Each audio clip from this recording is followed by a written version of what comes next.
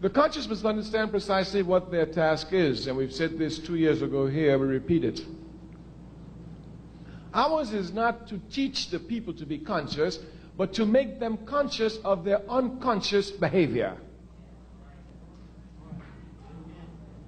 Our task is not to teach the unconscious to be conscious, but to make them conscious of their unconscious behavior.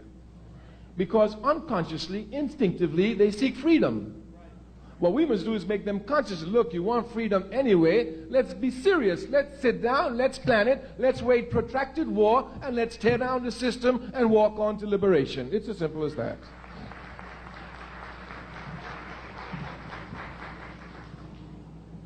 This aspect of the unconscious becoming conscious is linked to mobilization and organization, something we mentioned last year. We must make clear distinctions between mobilizers and organizers. To be an organizer, you must be a mobilizer. But being a mobilizer doesn't make you an organizer. Much confusion is to be found here. Malcolm X was a great mobilizer. He was a great organizer. Martin Luther King was a great mobilizer. He was not a great organizer. These facts can be easily seen from King and Malcolm. When Malcolm went to a place, he left a mosque. When King went to demonstrations, he broke down desegregation and he moved on.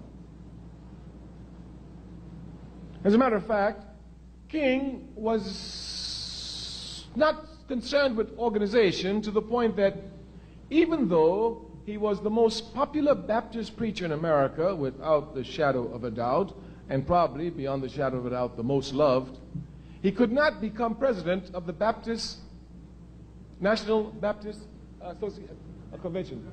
Yeah, so many of them. The National Baptist Convention. As a matter of fact, if my memory serves me correctly now, and I remember it was Muhammad Speaks that carried the article on the front page in 1964, when King tried to become president of the National Baptist Convention. There was so much confusion there that a minister was actually pushed off the stage and died in the struggle. Yeah. And of course, King lost. The man who won was a reactionary man by the name of Jackson. He never did nothing for the people, never cared about the people, just was a pork chop minister who used their money to put gas in his big Cadillac. But he was organized. But he was organized. We say that we must come to know the difference between mobilization and organization because the enemy will use mobilization to demobilize us. Mobilization is very easy. Very, very easy.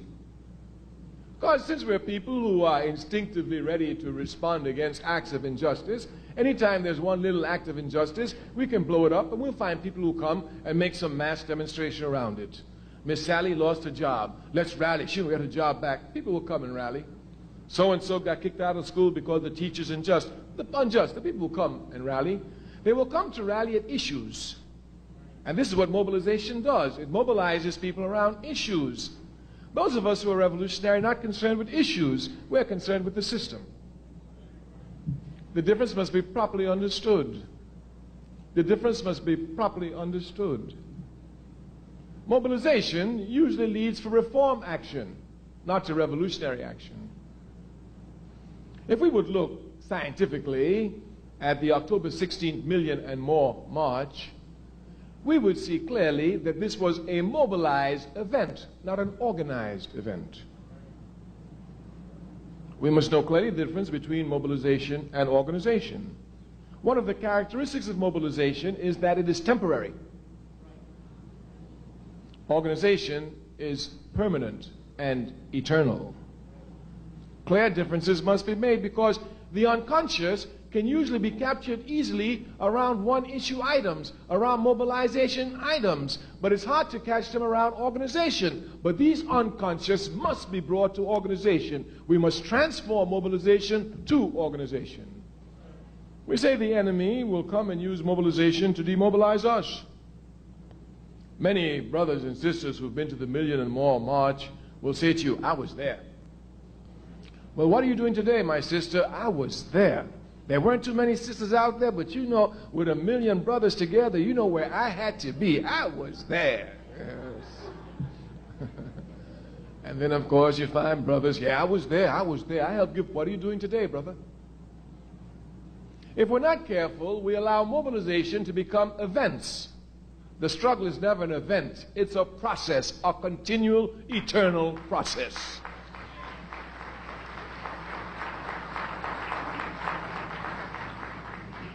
We say it is our job to use mobilization to drive us to organization. You know our theme is organization. We want power. We don't want money. We don't want fame. We don't want fortune. We don't want popularity. We want power. Power. And power comes only from the organized masses. Power comes only from the organized masses.